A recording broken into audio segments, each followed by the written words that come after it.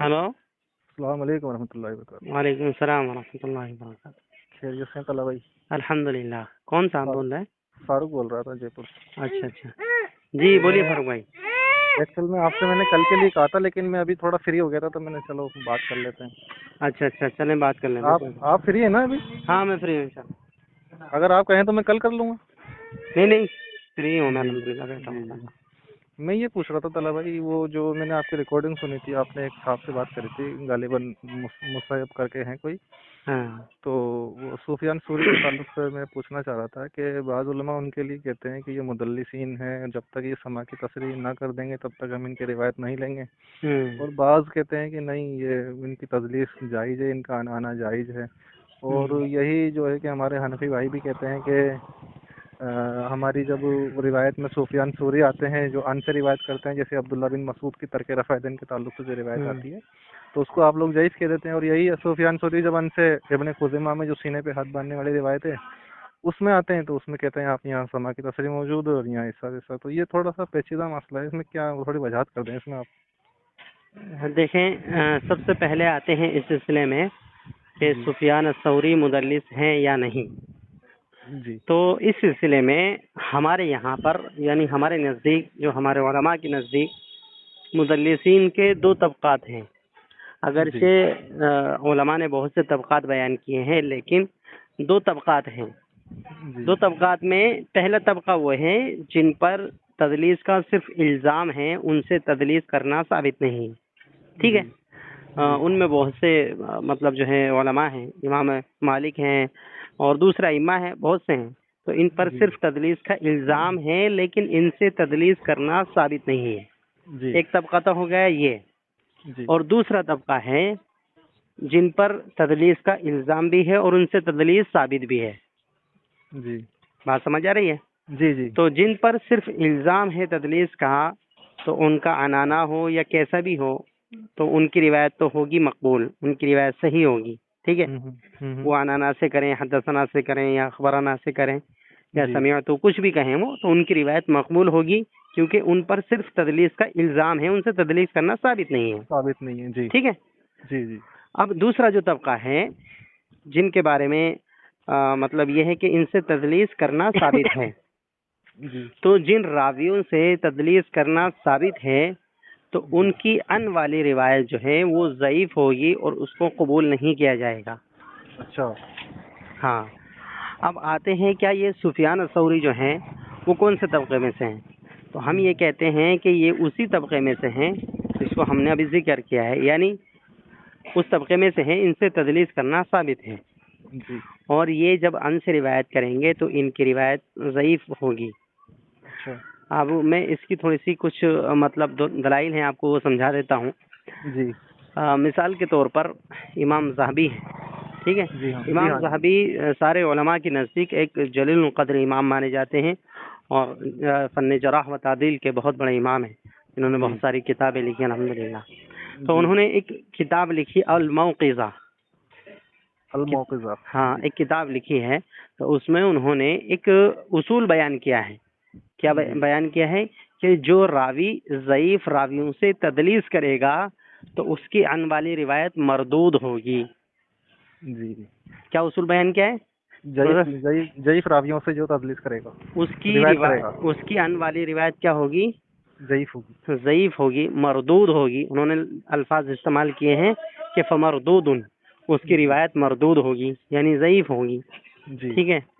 یہ اصول بیان کیا، اور یہ اصول اپنے ذہن میں رکھیں آپ، کہ جی جی ضعیف راویوں سے جو بھی راوی تدلیس کرتا ہے اس کی روایت عن والی روایت ضعیف ہوتی ہے۔ ٹھیک ہے؟ ضعیف ہوتی ہے۔ جی اب امام سفیان الثوری جو ہیں ان جی کے بارے میں خود امام ذہبی کیا کہتے ہیں؟ جی امام ذہبی کہتے ہیں میزان الاعتدال کے اندر کہ یدلس عن الضعفاء، جی سفیان ثوری ضعیف راویوں سے تدلیس کرتے تھے۔ یہ دوسری کتاب ہے ان کی، ہاں، میزان الاعتدال۔ میزان الجلال۔ جی ہاں، میزان الاعتدال بہت مشہور کتاب ہے امام ذہبی رحمہ اللہ کی۔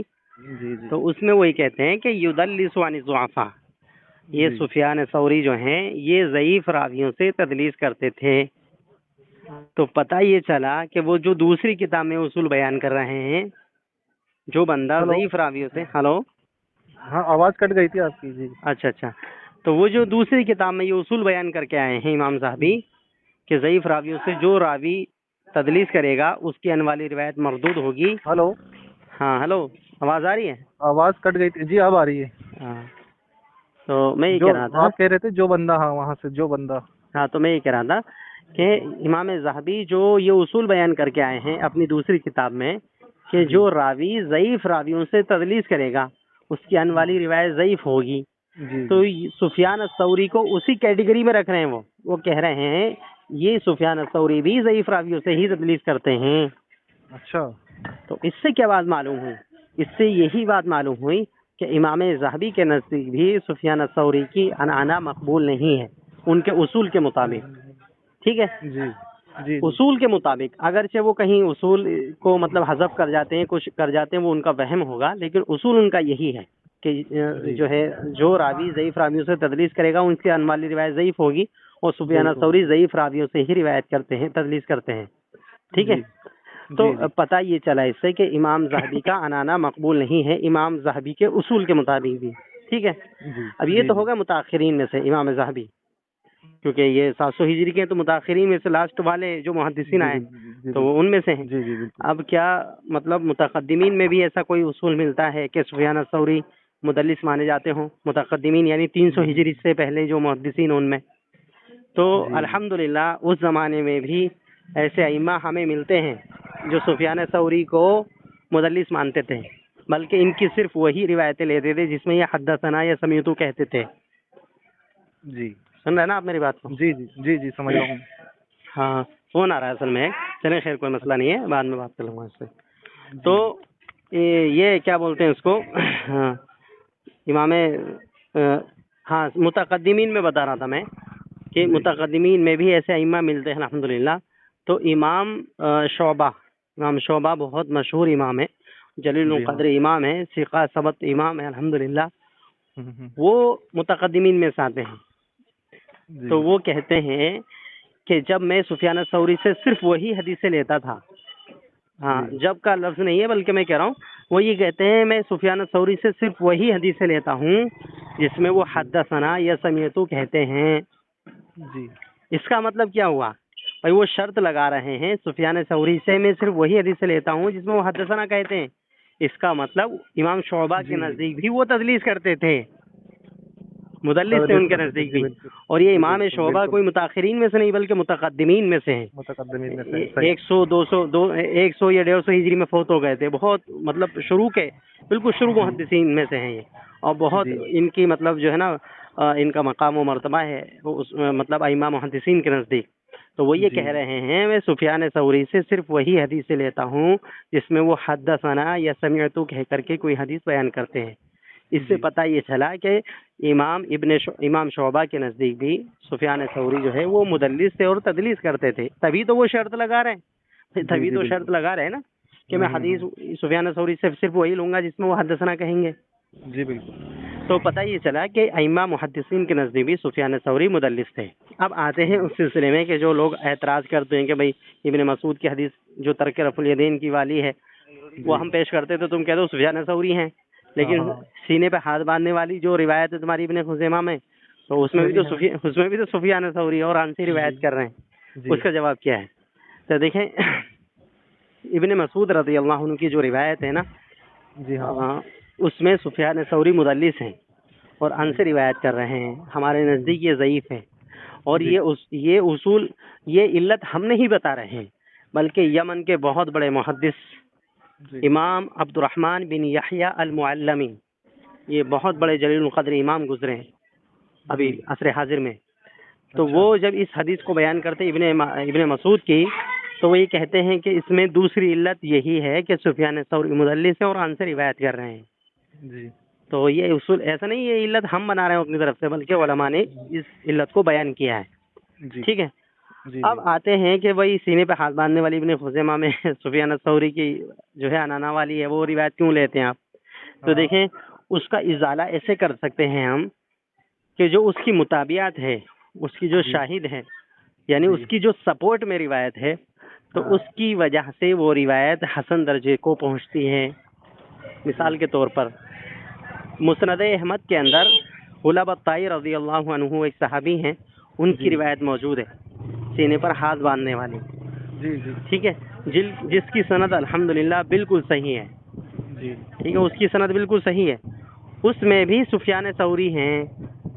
کون سی روایت بتائی آپ نے؟ مسند احمد کے اندر مسند احمد میں. جی. غلاب الطائی رضی اللہ عنہ والی جو روایت ہے سینے پر ہاتھ باندھنے والی، ہاں ہاں ہاں. تو اس روایت میں بھی سفیان ثوری ہیں. لیکن اس پر بھی اعتراض ہوتا ہے طلبہ بھائی، اس پر بھی اعتراض کرتے ہیں. جو اعتراضات کیے گئے ہیں الحمدللہ اس کے جوابات دیے گئے ہیں، معقول جوابات، تو اور ایسے مدلل جوابات دیے گئے ہیں کہ اس کو الحمدللہ بالکل صحیح سند سے ثابت کیا گیا ہے. ٹھیک ہے، تو اب میں یہ کہہ رہا ہوں اس میں بھی سفیان ثوری ہیں، لیکن سفیان ثوری اس میں سماع کی تصریح کر رہے ہیں، بلکہ کہہ رہے ہیں حدثنی، مجھے اس حدیث کو فلاں نے بیان کیا. ٹھیک ہے، اب وہ روایت بالکل صحیح بیٹھتی ہے اصول حدیث کی روشنی میں. ٹھیک ہے، اب اس کی سپورٹ میں ابن خزیمہ والی روایت جو ہے، کیونکہ ایسا ہوتا ہے نا، ایک مفہوم کی اگر کوئی ایک روایت صحیح ہے، ٹھیک ہے، دوسری اگر کوئی ضعیف ہے، تو اس صحیح کی سپورٹ میں وہ ضعیف روایت بھی کیا ہو جاتی ہے، حسن بن جاتی ہے. یہ اصول ہے نا. تو اس کی سپورٹ میں یعنی مسند احمد والی حدیث کی سپورٹ میں ابن خزیمہ والی بھی صحیح ہے اور حسن ہے الحمدللہ. تو اس کی وجہ سے تو ان کا یہ جو اعتراض ہے ابن خزیمہ والی پر، تو آپ ان کو مسند احمد کی دکھائیے کہ مسند احمد میں سینے پر ہاتھ باندھنے والی جو روایت ہے وہ الحمدللہ اصول حدیث پر بالکل صحیح ہے. اس میں بھی سفیان ثوری ہیں، لیکن اس میں وہ حدثنی کہہ کر کے بیان کر رہے ہیں اس حدیث کو، سینے پر ہاتھ باندھنے والی کو. تو اس کی سپورٹ میں اس کی سپورٹ لے کر کے یہ والی ابن خزیمہ والی روایت جو ہے وہ کیا ہو جاتی ہے، صحیح ہو جاتی ہے الحمدللہ. تو اس پر اعتراض کرنا بھی ان کا بالکل غلط ہے.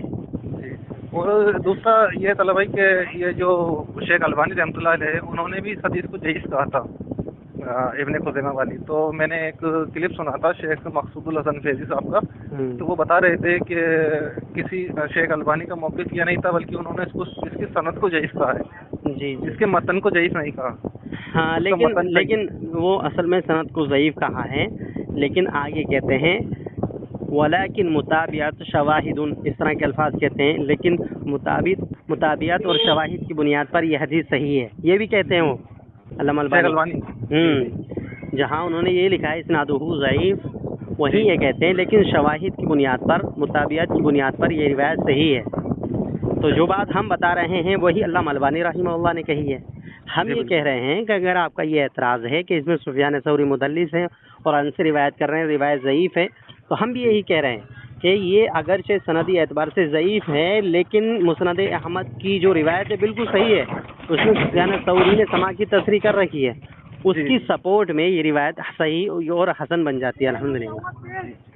تو مسند احمد کی جو روایت ہے اس میں صرف سفیان ثوری پر ہی علت ہے، باقی اور سارے راوی سکھائے ہیں. اصل میں سماک بن حرب ایک راوی ہیں، ان پر اعتراض کیا جاتا ہے، لیکن اس کے بہت مدلل انداز میں ہمارے علماء نے الحمدللہ جوابات دیے ہیں. ہاں، تو اصل میں ایسا ہوتا ہے نا، اعتراض تو کوئی بھی کسی پہ بھی کر سکتا ہے. بخاری کی روایتوں پہ لوگ اعتراض کرتے ہیں، صحیح مسلم کی روایتوں پہ اعتراض کرتے ہیں، لیکن ان کا کوئی معقول اعتراض ہوتا ہے، جمہور محدثین کے یہاں وہی ہوتا ہے تو مانا جاتا ہے، اور اگر اس کا جو ہے جواب بھی دے دیا جاتا ہے علماء کی طرف سے. تو ایسا ہی اس معاملے میں ہے، اس حدیث میں یہ ابن خزیمہ والی پر بھی اعتراض کرتے ہیں، معمل بن اسماعیل کا. اور ابن خزیمہ وہ جو مسند احمد والی اس میں سماک بن حرب پر وہ کرتے ہیں اعتراض. تو الحمدللہ دونوں کے جوابات علماء نے دیے ہیں، اور ایسے دیے ہیں کہ اگر بندہ کوئی معتدل ہوگا نا، انصاف پرست ہوگا، تو وہ سمجھ جائے گا کہ ہمارا اعتراض باطل ہے. بالکل بہت اچھے جوابات دیے ہیں. تو الحمدللہ اصول حدیث کی روشنی میں یہ دونوں ملا کر کے حدیثیں بالکل صحیح ہیں. جی. تو بات سمجھ آئی؟ جی بالکل الحمدللہ. غلط فہمی تھی، میں سمجھتا ہوں کہ انشاءاللہ دور ہو گئی ہوگی. بالکل جزاک اللہ تعالیٰ بھائی، آپ کا تھوڑا میں نے قیمتی وقت لے لیا. چلیے ٹھیک ہے. السلام علیکم و رحمۃ اللہ. وعلیکم السلام ورحمۃ اللہ.